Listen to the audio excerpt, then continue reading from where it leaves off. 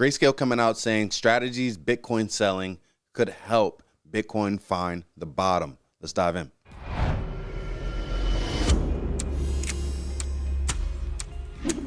All right, so first up, Vitalik Buterin making headlines again. We see here Vitalik Buterin confirms AI identified his anonymous Ethereum proposal contribution. Now, a lot of people think AI is, we got some time. I don't think you have time when it comes to AI. I think AI is here. I think AI is going to continue to get better.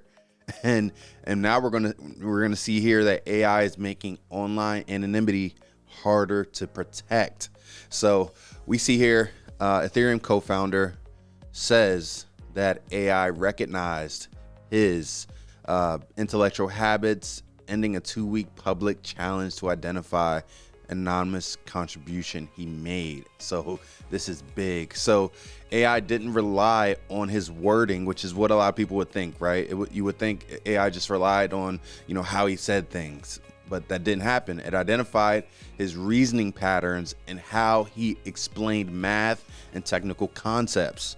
So Co-Invest CEO Franklin Wayne submitted the correct answer in this challenge. So we see here Vitalik test AI Buterin did this test in a February paper. Researchers from Zurich Anthropic claimed large language models have made online de-anonymization practical at scale. So AI is here.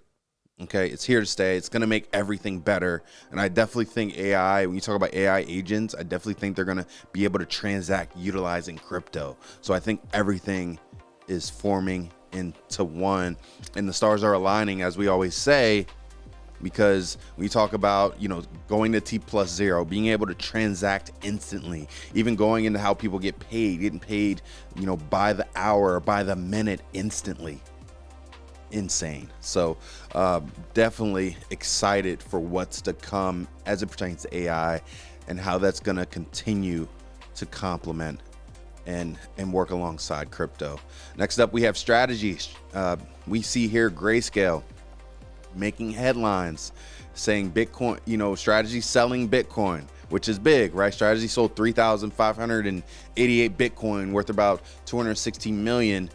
And this is only to fund preferred stock dividend payments and rebuild cash reserves.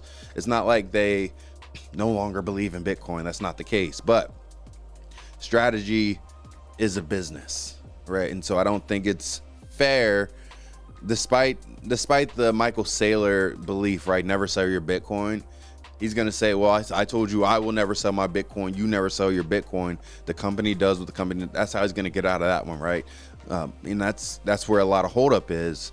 But strategy has 2.55 billion in reserves, and that's enough to cover 17 months of dividend payments.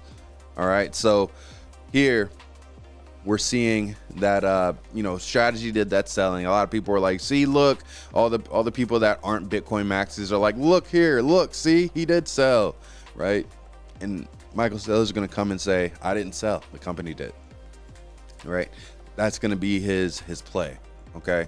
So from a business perspective, I don't think anyone should look down on anyone taking profits or let alone selling assets to pivot a little bit. It's a business. Run the business like the business. So strategy selling Bitcoin definitely looks scary for a lot of people at first, but it may actually reduce market pressure. Here they're saying because it improved confidence in strategy's balance sheet. So they're saying here that, from a strategy standpoint, Grayscale's looking at it that they don't see anything wrong with strategy balance sheet, and the company's clearly had sufficient financial resources to service their debt and dividend obligations. But here they're saying, nevertheless, shifting market conditions created uncertainty about how strategy would balance competing priorities. And so here they're tying everything together and seeing how they're looking at their reserves, right? And here they were able to up their reserves to 2.5 while maintaining that, the strategy price, right? The STRC price as well. You know, currently sitting at about $91 for the first time in 3 weeks on Monday, suggests that investors are now more confident in the instrument, right? They're more confident in strategy as a stock. Okay, so the business is doing what the business needed to do, right? They're responsible to their shareholders, and I don't think anyone should knock, you know, whether it's Bitcoin or not, right? And I get the people that aren't Bitcoin maxis had a field day on this, but we should never knock anyone for pivoting or taking profit or doing this in the best interest of their business. So we'll keep track of this and see. I know Saylor's probably going to come out and say something regarding this as well, but I know previously he has said like it was the business that sold, I didn't sell. So we'll dive into this and keep you updated on that. Next up, Injective CEO. You guys don't know Injective. Injective CEO making headlines. Injective is a layer one. Actually, Injective's like Injective's a layer one. You don't hear too much about Injective, but it's built on the Ethereum blockchain. And here we're seeing that they're coming out warning that using one leader validator or a centralized server can create single point of failure. All right. And so that's something that nobody wants. All right. And pretty much he's saying that it could make the entire chain vulnerable if one system fails. And he's saying the goal should be scaling without compromising those core pillars of blockchain. And a lot of people that are rolling out different blockchains aren't respecting this key pillar. So he's saying here there are different options that are dedicated to zones at layer 2 scaling. Layer 1 chains need speed, and he agrees with this, and I think he's making a valid point. They need speed, but if they sacrifice decentralization, they become, you know, pretty much a risk of the same system crypto was built to replace. All right, so very good highlights here, and he's being honest. He's saying centralization comes at risk, and it may be a very, very easy choice to move everyone in the same data warehouse, or literally have a leader validator that calls the shots for everyone. But we've seen this before. That risk comes with that one person, that one server having a certain fault, the entire chain goes down, right? So showing the value of decentralization opposed to centralization, right? And we've seen both.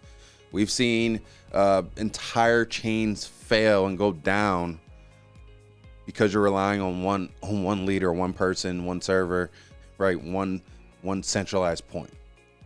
Where you have other blockchains like Cardano, where there's not just one person, that it's truly decentralized, and so you have multiple validators, right, fueling and voting and making decisions and being a part of the ecosystem. So very good call out. I'm actually going to listen to this interview in depth because I definitely think he's talking about a lot that, you know, the open challenges right now. We talk about decentralization. As he says here, decentralization means no single point of control with many independent participants validating the network. And then also security means resistance to attacks, fraud, and manipulation. Scalability means the ability to handle high transaction volumes at speed. Okay, so tying everything together, I definitely am going to listen to this, and I'll probably include this in the description, this interview in the description, because I definitely think there's a lot of value to be had, especially people that are just learning blockchain. Seeing the Injective CEO talk about this, I think it's important because Injective started off as a layer 2, right, on Ethereum blockchain, and then transitioned to a layer 1, right, which is typical, especially, you know, as you know, you have a new chain growing. So a lot of you may have not heard about Injective, right? But so I think there is opportunity from both sides. Like you look at Eric Chan, he's seen what it looks like as a layer 2 and then pivoting to a layer 1 and the things that are missed, right? But these are the 3 pillars: security, scalability, and decentralization. And that is what every major blockchain wants to maintain without sacrificing one for the other. So very exciting stuff happening in the crypto markets. We see Bitcoin pushing up to 65,000. You guys know that we are not phased by this level. We want to see a break of 68 or above to really confirm a directional bias, change in trend, or change in market structure here. At this time, you know, lower lows are still possible. We did highlight on the weekly yesterday that, you know, we see that divergence from the weekly time frame, the divergence coming here to here, and this bullish divergence to the upside. So you just need levels to break on the lower time frames. If you go to the 4 hours, you may get a little better entry. 65 over 65,000 would be the first level. If you go to the daily, it's about 68. All right, so I would pull it from here. About 68 really be a big confirmation for, you know, market structure and where price is heading at this time. So nonetheless, everything's very exciting, big opportunities still in crypto, and we'll keep you guys updated and help you move forward along the way. Hope you guys got some value out of this video. Keep moving forward in everything that you do. See you soon.